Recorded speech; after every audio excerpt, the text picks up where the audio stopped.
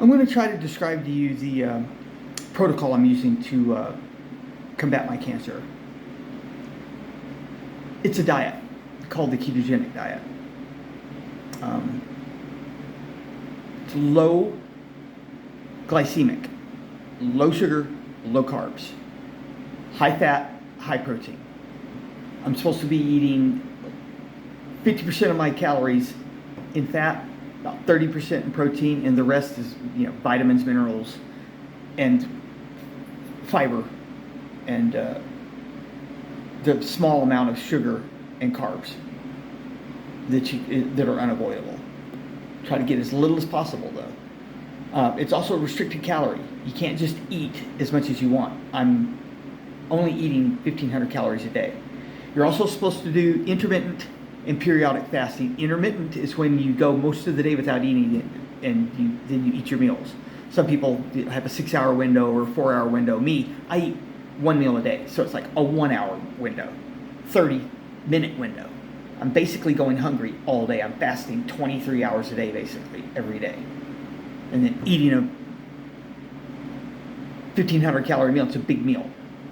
And then that's it. And I'm also doing skipping a whole day of eating, like I'm doing that today. Yesterday was my last meal. I'm not going to eat anything today, and then I'll eat a meal tomorrow. It's 48 hours, but you're only missing one meal. And then once a month, you're supposed to do an extended fast. I've done a 3, and then the next time I did it, I did a 4, but you're supposed to try to do a 5. I'm going to try that next time. That's the one that supercharges your glucose levels going down as low as possible and your ketone levels going up as far as possible. The therapeutic range for the glucose is 55 to 65 on this meter. I've yet to get below 65, and I only got to 65 fasting. My average has been 75 to 85. The ketones, you're supposed to get between 5 and 7 on the meter with ketones in your blood. I average about 2.5 to 3.5, and while fasting, I got up to like 4.7, which was close. It's good. My levels are good, but they're not quite as good enough. I'm hoping that this fast I'm doing now will get me down into the range. If not, then it'll be the extended fast that I'm going to do here in a couple more weeks. Because I've yet to be able to test myself on a 3 or 4 day, the 3 and 4 day fast. I didn't have the meter then. I'm eager to see what's going to happen on the 5-day fast, but not that eager because I just did it 2 weeks ago, so I can't be doing it all the time. A lot of people are like, dude, you don't need to lose weight in this. That's what the scientists that are promoting this therapy say. They're saying that you're on the ketogenic diet and restricted calories with the fasting, your body gets really efficient at wringing all the nutrients out of your food. When you're just eating whatever you want and as many calories as you want, it can just waste it, a lot of it. And when you're eating the ketogenic diet and it's restricted calories and doing the fasting, it won't do that anymore. Basically, what you're trying to do is get your body to start using ketones as fuel instead of sugar or glucose. When you lower your glucose levels to a low range, your body starts using fat as fuel. Your liver converts the fat into ketones. And then you can be eating fat, and it will use that directly. The liver will convert it into ketones. All the cells in the body can use ketones as fuel. It's oxidative phosphorylation. Cancer cells, they don't use that process. They use something called fermentation, and the only fuels they can use is glucose and glutamine. And if you don't give them the glucose, it starves them. There's nothing you can do about the glutamine. It's the most prevalent and abundant amino acid in the body. But what you can do is use supplements to block the absorption of that glutamine. And I'm doing it. I'm going to show you the supplements I'm using here in a second. But basically, I'm eating 1 meal a day, and that meal consists of an 8-ounce steak, 2 eggs fried, 2 pieces of bacon fried. Then I eat a salad, and the salad is 3 mushrooms sliced, 3 cauliflower florets, 3 broccoli florets, like a cup of spinach and about a cup of the green leafy lettuce, not the iceberg lettuce, but the other stuff that looks like weeds. And I'll throw in like a can of sardines or mackerel or smoked oysters to give it a little oomph, a little bit extra protein flavor. And I'm using liberal amounts, like 2 tablespoons of this stuff called coconut oil.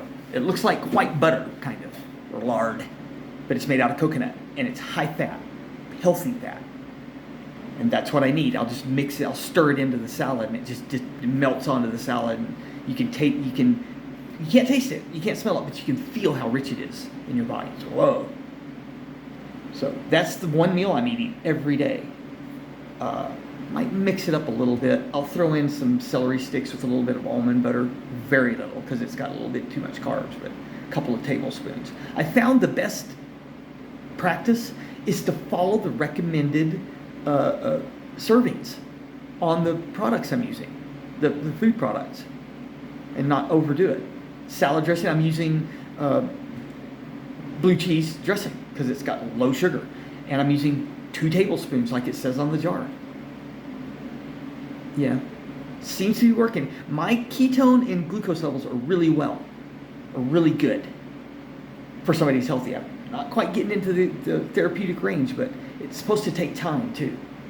The glucose levels slowly lower and the ketone levels slowly rise on average. So here's the supplements I'm using. Of course, I'm taking a multivitamin. I'm using the Adam and Eve. This is the Adam. It's for the guys. It's some kind of organic extract. It's made from fruits and vegetables, basically. So it's not synthetic, and you can tell. You can open it up, you can smell it, you can taste it, and you can feel it in your blood when you take it. It's good. This is the berberine, 1,200 milligrams. I take this 3 times a day. Here's green tea extract. It's 1,300 milligrams. I'm taking that 3 times a day. This is pepperine. I'm taking the pepperine 3 times a day with these two because these two, the bioavailability of these two isn't that great. It doesn't absorb well into the digestive system. But this is supposed to, and it does, according to studies, increase the bioavailability of these two by 5 times, substantially.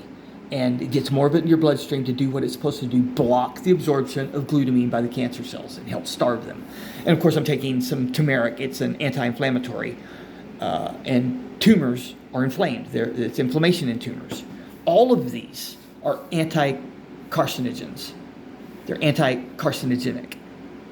So I'm taking these 3 times a day, every day. Here's my little blood testing meter. It's a Keto Mojo. There's the meter. Here's the device I use to puncture my finger using these lancets. And these are like 5 of the test strips. This is the ketone test strip, and this is the glucose test strip. I test myself twice a day. When I'm eating, I test myself before I eat and then before I go to bed. And when I'm not eating, I just, in the middle of the day and before I go to bed.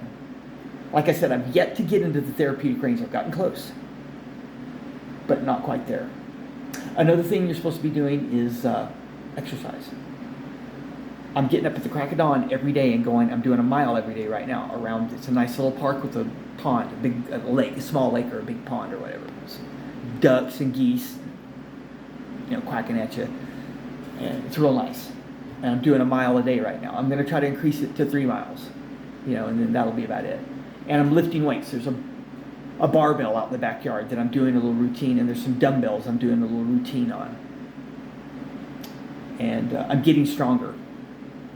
All I know is that I'm feeling better by doing this diet and taking these supplements. I felt like crap, and I was sick. When I went, it ran me into the hospital. I was coughing blood, and I didn't feel good. Took a couple of weeks, but you got cancer, buddy. And as soon as that happened, I started getting online and looking at alternative therapies because I wanted to be proactive and be able to take charge of my treatment. And this is what I started doing, and I started feeling better immediately. It greatly reduced my symptoms: the pain, the coughing blood, the feeling of weakness, shortness of breath. That's been greatly reduced. So something's working. I'm not suggesting anybody do what I'm doing. I'm just telling you what I'm doing. I'm telling you how I feel. Let's put it this way. According to common medical knowledge, standard of care for cancer, stage 4 lung cancer, the person is only like 5% of the people are alive 12 months after the initial diagnosis. About 50% are alive 6 months after the initial diagnosis. After 12 months, it just drops to nothing. 13, 14, 15 months, nobody's alive. They're dead. The people that are doing this therapy, they're not in those studies, okay? Anecdotal evidence, the people are saying, hey, listen, they gave me 12 months, 6 to 12 months with this stage 4 lung cancer. It's been 5 years ago. Some people are even saying, listen, I went in for a scan, PET scan, and there's no sign of cancer. And they did a CAT scan or a CT, and there's no sign of a tumor. My tumor's gone.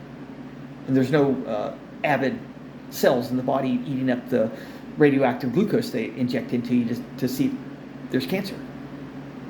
So we'll see. If I'm alive 12 months from now and I'm still looking as good and feeling as good as I am now, something's happening. I'm beating the odds. 2 years later, definitely something's happening. Like I said, I'm not suggesting you do it. I'm just telling you what I'm doing. I will say that the people, the scientists, the cancer scientists, researchers, they're promoting this therapy, say it's even more effective at preventing cancer than it is at treating. They say it's effective at treating it, but it's way better to close that barn door before the horse gets out of it and use this protocol. But that's about it. I'll show you my exercise routine too. Some people are interested in that. I guess it inspires people to work out or whatever, or continue working out. Or they just like to see how I'm doing. Oh, you're looking pretty good. You're healthy. Glad to see it. So that'll be next. So see you later.